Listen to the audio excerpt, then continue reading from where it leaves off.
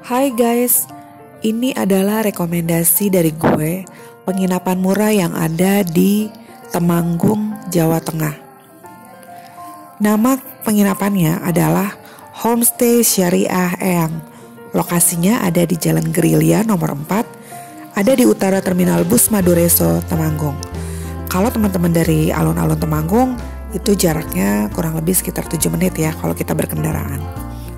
Untuk fasilitas dari penginapan ini ada musola nih guys. Di sini juga disediakan kompor dan alat masak. Ada mini panggung dan kamar mandinya ada di dalam setiap kamarnya.